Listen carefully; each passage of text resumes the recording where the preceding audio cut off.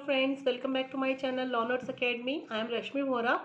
आज मैं आपको जो नोट्स देने वाली हूँ वो है बेल एप्लीकेशन के ऊपर। मैं आपको बताऊंगी कि बेल एप्लीकेशन क्या होती है, बेल का मीनिंग क्या है और बेलेबल ऑफेंस और नॉन बेलेबल ऑफेंसेस कौन से होते हैं। ठीक है फ्रेंड्स, तो जल्दी से सुनते जाइएगा। ये एलएलबी और बीएएलएलबी दोनों के स्टूडेंट्स के लिए बहुत इंपॉर्टेंट है। ये आपको स्टार्टिंग से ही समझ में आ जाएगा, आना चाहिए। सीआरपीसी में, आईपीसी में, सब में पूछा जाता है क्वेश्चन, इंपॉर्टेंट क्वेश्चन होता है। लॉन्ग और शॉर्ट दोनों में आता है, दोनों की फॉर्म में आ सकता है। ठीक है फ्रेंड्स, तो ध्यान से सुनिएगा। पसंद आए तो लाइक जरूर कीजिएगा और मेरा चैनल सब्सक्राइब नहीं किया तो सब्सक्राइब कर दीजिए। Thank you so much. Let's start now.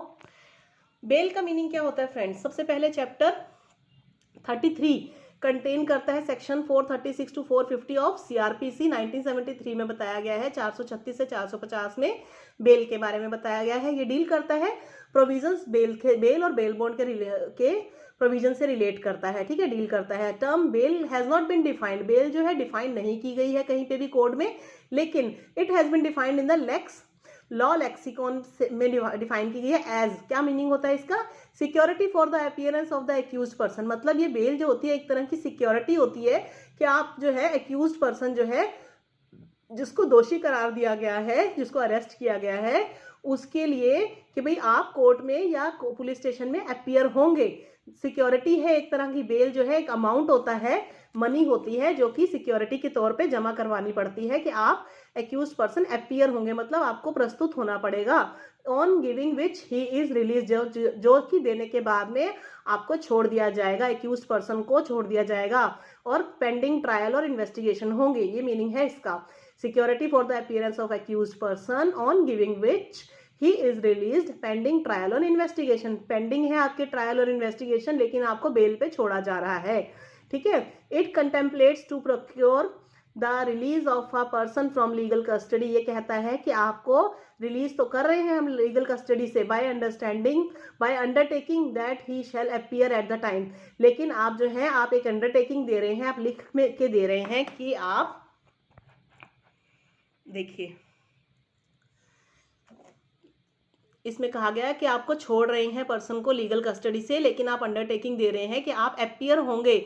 जो भी टाइम या प्लेस आपको लिखा गया है, जगह आपको बताई जाएगी। Submit himself to the jurisdiction and judgment of the court. जो भी आपको जुरिस्डिक्शन या जजमेंट दी गई है, कोर्ट की जो जगह या टाइम प्लेस बताया जाएगा, बेल बॉन्ड के अंदर लिखा जाएगा, वो आप अपनी अंडरटेकिंग के अंदर आप लिख के देंगे, हाँ मैं इस डेट और टाइम पे प्रस्तुत होऊंगा जो मुझे दी जाएगी। इसलिए आपको कोर्ट की लीगल कस्टडी से सिर्फ छोड़ा जा रहा है, अभी आपका केस खत्म नहीं हुआ है। ठीक है, ये मतलब होता है। इन सिंपल वर्ड्स, आसान शब्दों में कहा जाता है कि बेल जो है इज अ प्रोसेस होता है एक तरह का, by which a person arrested, जो पर्सन अरेस्ट हुआ है उसको रिलीज हम छोड़ रहे हैं कस्टडी से या डिटेंशन से। ठीक है, सिंपल वर्ड्स में ये कहा जाता है। फिर कहा है कि object behind arresting and detaining a person in police और judicial custody is to make him available. इसलिए छोड़ा जाता है, इसका ऑब्जेक्ट यही है इस चीज के पीछे कि पर्सन को अरेस्ट और डिटेनिंग जिसको कर रखा है पर्सन को इन पुलिस की या जुडिशियल कस्टडी में है, ताकि उसको अवेलेबल किया जा सके eight the time of trial. Trial के टाइम पे अरेस्ट और डिटेंशन इसीलिए किया जाता है पर्सन को, मतलब कस्टडी में इसीलिए रखा जाता है ताकि ट्रायल के टाइम पे जब कोर्ट में केस चलेगा, ट्रायल चलेगा, तो वो उस समय अवेलेबल हो। ठीक है ना, इसलिए अरेस्ट किया जाता है, कहीं पर्सन भाग ना जाए वो। लेकिन ग्रांटिंग और denying bail is delicate blending of the two conflicting principles. ये एक डेलिकेट ब्लेंडिंग है। ग्रांट करना मतलब बेल पे छोड़ना या ना छोड़ना, दो प्रिंसिपल्स हैं कॉन्फ्लिक्टिंग, उनके ऊपर, ठीक है, उनके ऊपर बेस्ड है। इसका रीजन ये है, the reason is until and unless the trial is complete. मतलब जब तक कि ट्रायल जो है कंप्लीट नहीं हो जाता, वी कैन नॉट से, हम कह नहीं सकते whether the accused is an innocent और अ कल्प्रिट, कि भाई जो पर्सन है एक्यूज है, दोषी जिसको बोला गया है, वो पर्सन मतलब निर्दोष है या दोषी है वो। ठीक है ना, अपराधी है कि नहीं है, ये नहीं कहा जा सकता जब तक कि ट्रायल उसका कंप्लीट नहीं होता, जब तक उसका केस पूरा कंप्लीट नहीं हो जाता। फिर इसमें यह कहा जाता है कि समटाइम्स, कभी कभी ऐसा होता है कि जब बेल के लिए डिनाई कर दिया जाता है, मतलब मना कर दिया जाता है, जब पर्सन को बेल नहीं मिलती है। डिनाई करने का मतलब बेल नहीं मिलती है जब पर्सन को, तो मे कर्टेल द पर्सनल लिबर्टी। भाई जरूरी तो नहीं है ना वो उसने अपराध किया ही हो, तो उस पर्सन की पर्सनल लिबर्टी, आप आज़ादी को रोक रहे हो इनोसेंट पर्सन की, जो कि निर्दोष है, ठीक है ना, लेकिन उसको दोषी बनाया गया है। एंड ग्रांटिंग बेल में give root to an actual culprit, मतलब अगर आप बेल दे देते हो तो ये भी हो सकता है कि जो सच में अगर वो अपराधी है उसको बेल मिल गई तो वो आज़ाद घूमने लग जाएगा, लेकिन इनोसेंट पर्सन को अगर बेल ना दी तो उसकी आज़ादी को आप रोक रहे हो, राइट टू प्राइवेसी उसका इन्फ्रिंज हो रहा है, ठीक है ना। तो इसलिए ये देखा जाता है कि भैया बेल देनी है या नहीं देनी है, उसके कुछ रीजंस या कुछ उसके कुछ वैलिड कंडीशंस होती हैं, देखा जाता है कि ये पर्सन सच में इनोसेंट है कि नहीं है।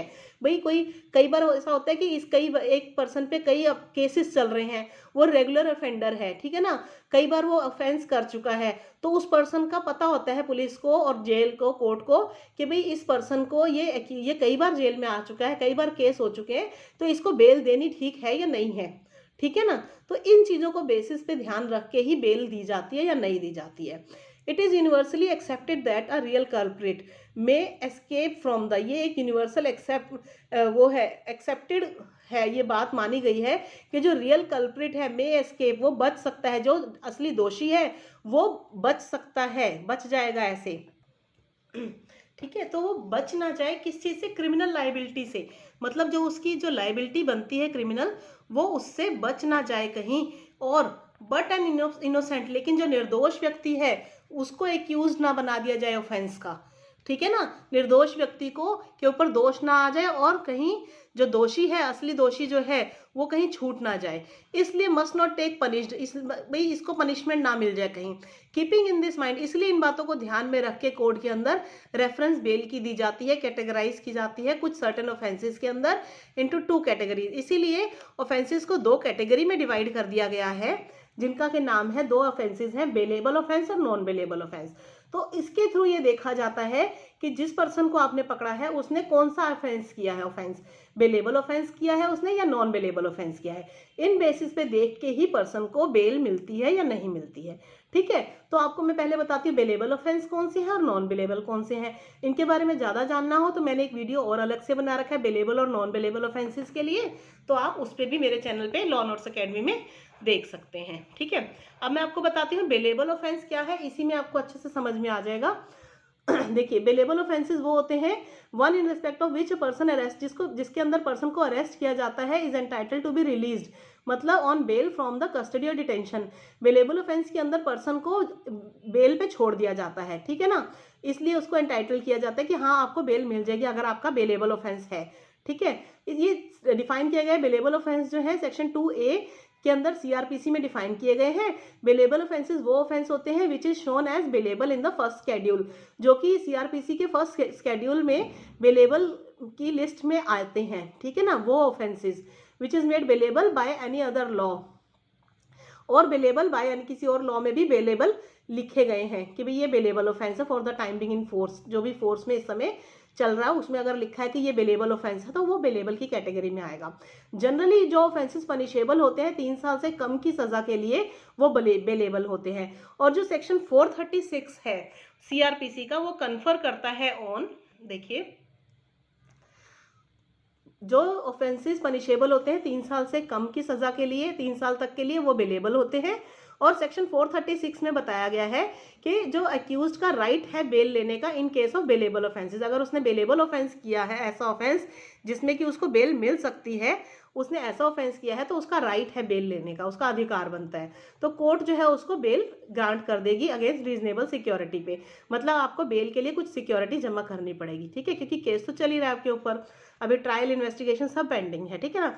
और नॉन बेलेबल ऑफेंसेस वो होते हैं सेक्शन 2A में ही डिफाइन किया गया है, वो सारे ऑफेंसेस जो कि बेलेबल ऑफेंसेस नहीं है, वो सारे ऑफेंसेस नॉन बेलेबल हैं, ठीक है ना। फर्स्ट शेड्यूल के अंदर जो कि बेलेबल ऑफेंसेस की लिस्ट में शामिल नहीं है वो सारे ऑफेंसेस नॉन बेलेबल है, क्योंकि बेलेबल ऑफेंसेस की सारी लिस्ट दे रखी हुई है, तो आप देखना चाहें तो फर्स्ट शेड्यूल सीआरपीसी में लास्ट में शेड्यूल्स जो सेक्शंस के बाद में होते हैं उसमें लिखा होता है, ठीक है, पूरी लिस्ट दे रखी है, उनका टाइम पीरियड भी लिखा है कि कितने साल की सज़ा किस ऑफेंस की है, ठीक है। तो वो जो बेलेबल ऑफेंस की लिस्ट में नहीं है ऑफेंसेस, वो सारे नॉन बेलेबल ऑफेंसेस हैं और ये मोर सीरियस नेचर के होते हैं। जब बेलेबल ऑफेंस के साथ कंपेयर किया जाता है तो ये मोर सीरियस, ज़्यादा सीरियस होते हैं, ठीक है। और जनरली ये ऑफेंसेस जो होते हैं for which the punishment is 3 years imprisonment और मोर, जिनकी सजा 3 साल या उससे ज़्यादा की होती है, वो नॉन बेलेबल ऑफेंसेस होते हैं। ठीक है फ्रेंड्स, तो ये डिफरेंस भी आपको पता चल गया और आपको ये भी पता चल गया बेल क्या होती है और बेलेबल ऑफेंस और नॉन बेलेबल ऑफेंसेस क्या होते हैं। अब मैं आपको बताती हूँ कि बेल पे छूटना क्या मैंडेटरी है या नहीं है।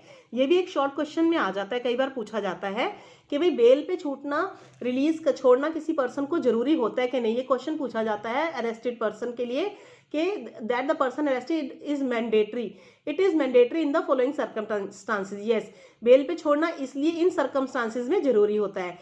ये देखा जाता है कि जो पर्सन है वो not accused of non bailable offence, मतलब उसने नॉन बेलेबल ऑफेंस नहीं किया है, जो सेक्शन 436 के सब क्लोज 1 में बताया गया है कि इसने नॉन बेलेबल ऑफेंस किया है, नॉन बेलेबल ऑफेंस नहीं किया है, नॉट एक्यूज, ठीक है ना, क्योंकि नॉन बेलेबल ऑफेंस में बेल नहीं मिलती इजीली, 3 साल से ऊपर के होते हैं वो। अगर उसने ऐसा अपराध नहीं किया जो नॉन बेलेबल है तो बेल मिल जाएगी।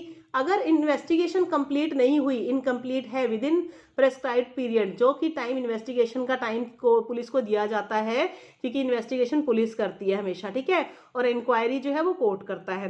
तो इन्वेस्टिगेशन का टाइम अगर पुलिस को 30 दिन या 60 दिन का दिया गया है, उसने उतने टाइम में अगर इन्वेस्टिगेशन कंप्लीट नहीं की तो भी पर्सन को बेल पे रिलीज किया जाता है। इन्वेस्टिगेशन 167 सीआरपीसी में डिफाइन किया है, ठीक है।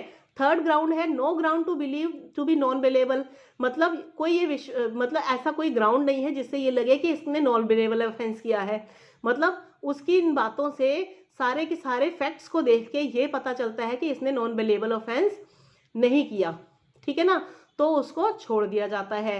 और फोर्थ है ट्रायल इनकम्प्लीट, मतलब कोर्ट में अभी उसका ट्रायल इनकम्प्लीट है, 60 डेज के अंदर उसका ट्रायल कंप्लीट नहीं हुआ है, तो भी उसको पर्सन को बेल पे छोड़ दिया जाता है, रिलीज कर दिया जाता है, जो कि सेक्शन 437 के सब क्लोज 6 में बताया है।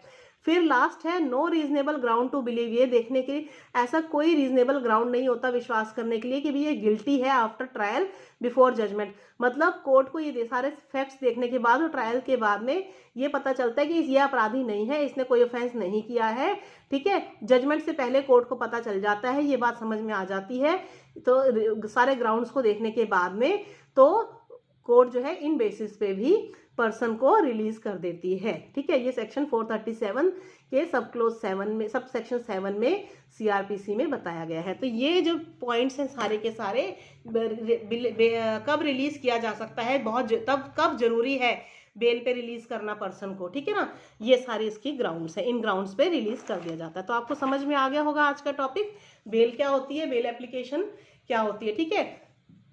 आपको मेरे टॉपिक्स पसंद आ रहे हो, वीडियोस पसंद आ रहे हो तो लाइक जरूर कीजिएगा और शेयर कीजिए, और चैनल सब्सक्राइब नहीं किया तो सब्सक्राइब कर दीजिए। Thank you so much, have a nice day, take care, bye bye.